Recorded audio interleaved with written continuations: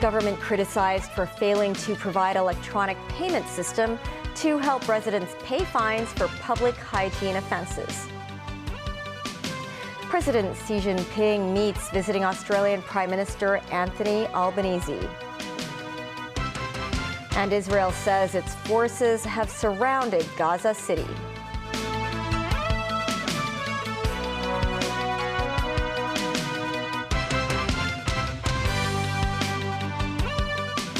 Hello and welcome to TVB News. The government has come under scrutiny for failing to provide an established electronic payment system to help residents pay fines for public hygiene offences.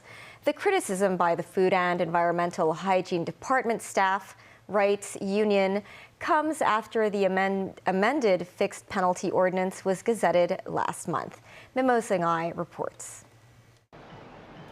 Under a new ordinance that was enacted in October, the fixed fine for littering and spitting in public areas is now $3,000. Offences such as shopfront extensions and illegal disposal of construction or other types of waste will cost offenders $6,000. In the past, after receiving a penalty bill, residents could pay fines via different channels, including electronic methods such as the Faster Payment System or FPS. However, the Food and Environmental Hygiene Department said online systems cannot be used under the new changes because the payment limit is kept at $1,500. This means individuals must still use conventional methods to pay fines, such as mailing checks or visiting post offices. Vice President of the city's FEHD Staff Rights Union, Lee Mei-Xiu, is disappointed at what she feels is government inadequacy on this matter. The system is not fully established, but the penalty is introduced. I think this shows authorities are not well prepared, she said. Lawmaker Rebecca Chan also described the lack of a proper online payment system as unacceptable. She said the government does not require complicated technology to deliver an updated online payment system. We need to have some improvement in the electronic area, the lawmaker added. Memo Singhai, TVB News. The number of residential mortgage loans in negative equity has risen sharply. The chief executive of the Hong Kong Monetary Authority told TVB News that lenders are subject to strict stress tests, and he is not worried that numerous banks will call in the loans. Property prices have dropped for the fifth consecutive month.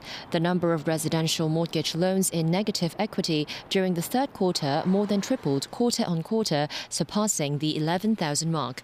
The Hong Kong Monetary Authority, or HKMA, noted there will be changes in the number of such cases depending on property prices. So far, it said the 3-month delinquency rate of residential mortgage loans in negative equity is 0.02%. It believes borrowers are capable of repaying the loans, and when banks are still having a high profit, it is unlikely they will now ask the borrowers to pay back the difference. HKMA Chief Executive Eddie Yu explained mortgage lenders must pass very strict stress tests. He added the situation is not worrying and risks are still under control. In July, HKMA adjusted its counter-cyclical measures for property mortgage loans and relaxed the maximum loan-to-value ratio. Yu noted home prices have already been adjusted downward by over 10% at the time. He said whether or not HKMA will further relax the counter-cyclical measures depends on whether the banking system stability is maintained. When asked how Hong Kong can consolidate its status as a global financial hub, the HKMA chief said the key is to get hold of opportunities in the Greater Bay Area. He said more and more international investors with assets on the mainland need risk management services. Yu added the way forward is to develop fintech and green financing. Sharon Tang, TVB News. Australian Prime Minister Anthony Albanese met President Xi Jinping today at Beijing's Great Hall of the People. Albanese met Xi on the first visit by an Australian leader to China in 7 years as the two countries try to mend ties. The talks were expected to focus on trade as China has eased some, but not all, of the restrictive steps it took as relations deteriorated. Before meeting Xi, Albanese stopped by Beijing's Temple of Heaven as he followed in the footsteps of the first Australian leader to visit China, Gough Whitlam, 50 years ago. Albanese hopes relations with China can get back on track after tensions in recent years over issues from security worries to the origin of COVID-19. He said Australia will be upfront, respectful, and will deal through diplomacy. 5 people died, including 2 children, and 6 were injured after a car crashed into an Australian pub's outdoor dining area 100 kilometers northwest of Melbourne. People from the bar ran out to help those crying out in pain. Police in the rural area said their responders witnessed a confronting scene. The 66-year-old driver of the car was taken to a hospital suffering shock and minor injuries. He tested negative for alcohol after careering into the crowded beer garden. Flowers were laid at the scene as those who escaped described it as, quote, horrible. U.S. Secretary of State Antony Blinken is in Turkey as efforts for a diplomatic solution to the Israel-Hamas war grind on. America's top diplomat has seemingly made little progress on his Middle East tour. His presence appears to have stirred up anger, with protests across the region directed at him and Israel. David Garrett with more. These Iraqis were already furious over Israel's bombardment of Gaza. When they heard the US top diplomat was in Baghdad, levels of anger rose. Blinken's trip to Iraq was not announced prior to arrival. The Iraqi position is broken, this man said. We are humiliated receiving a foreign minister who is controlling the extermination of the Arab-Palestinian nation, he added. Here is Antony Blinken with Iraqi Prime Minister Mohammed Shia al-Sudani. Blinken says he offered commitment and support to Iraq. He had been to the US Embassy in Baghdad to gain the latest security information. There, he posed for photos with American troops. US forces in the region have faced attacks by suspected Iranian-backed militia in Iraq and elsewhere.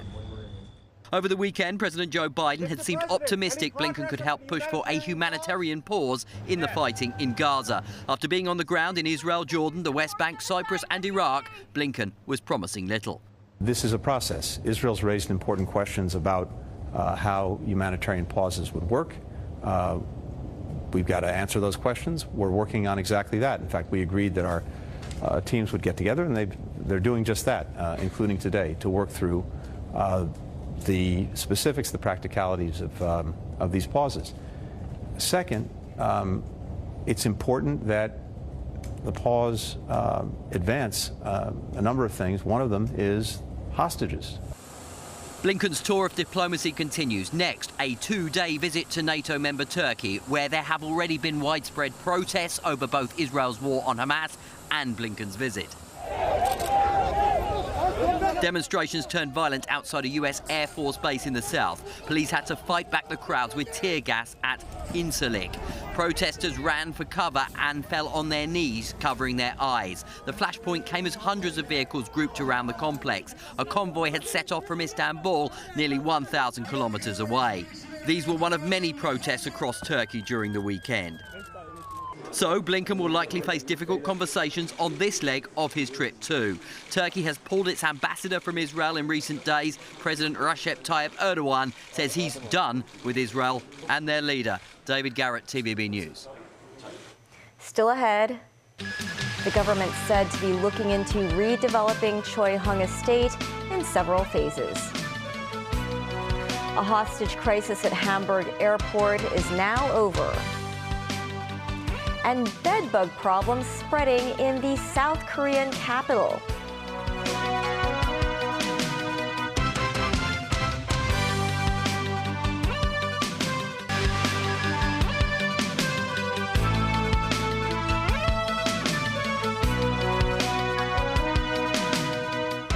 Welcome back to TVB News. Sources say the government is looking into demolishing the 60-year-old Choy Hung estate in several phases for redevelopment. Timothy Lee reports. One of Hong Kong's most iconic public housing estates may fade into the annals of the city's history. The outer wall of Choy Estate was repainted about 10 years ago with colors of the rainbow, giving it its trademark appearance. But much of the vibrancy has faded in recent days. Last year's policy address suggested selecting another public housing estate for redevelopment. Sources say Choy Estate, which was built between 1962 and 1964, was chosen. Reports say the public announcement will be made after the district council ordinary election at the end of the year. There are currently around 7,400 units at Choy Estate, housing over 17,000 people. Le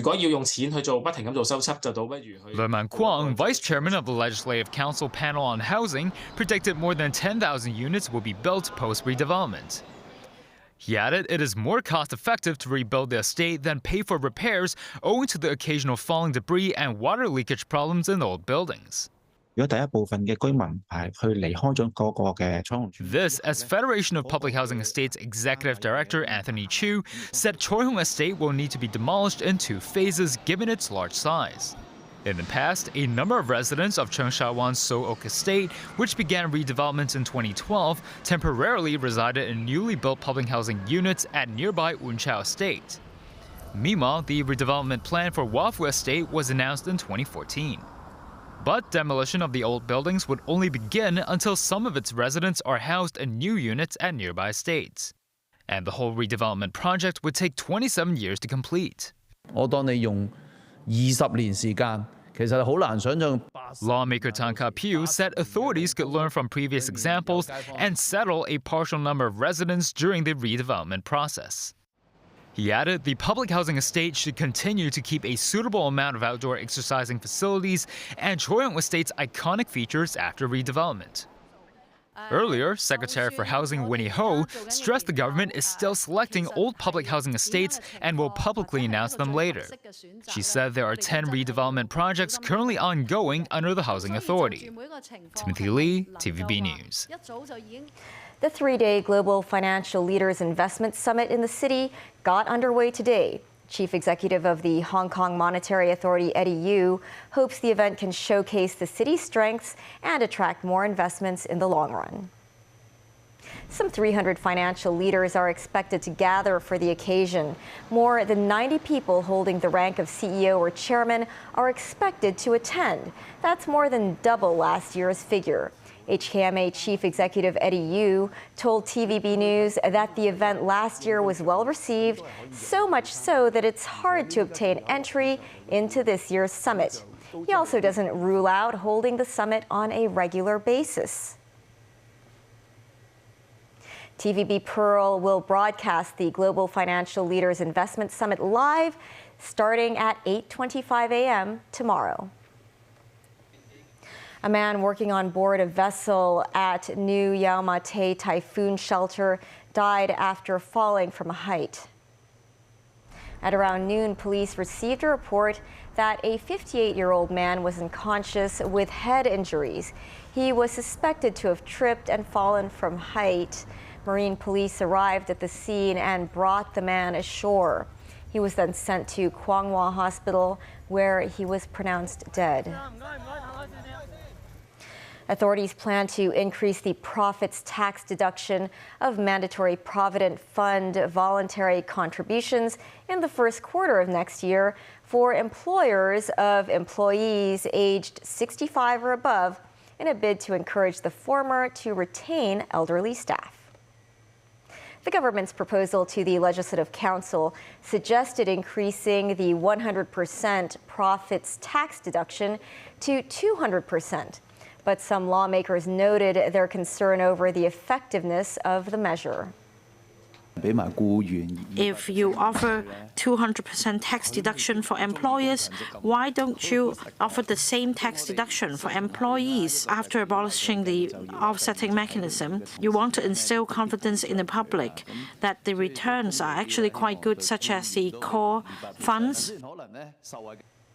A hostage situation lasting 18 hours came to an end at Hamburg airport.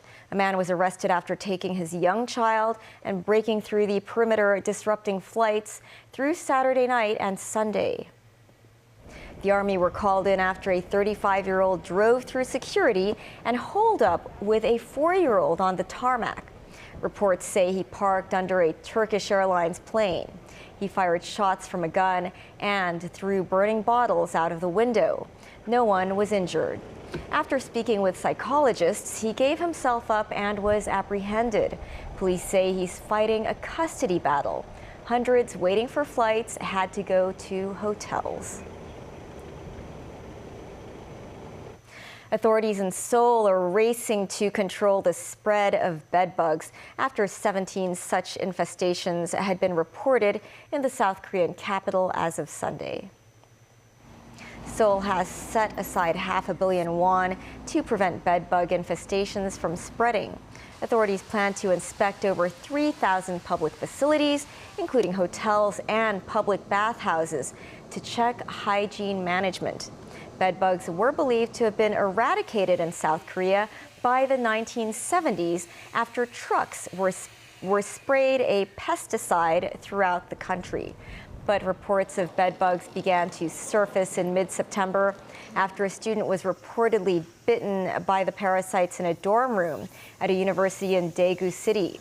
The authorities believe that increased overseas traveling following the lifting of COVID travel restrictions may have played a part in the current outbreak.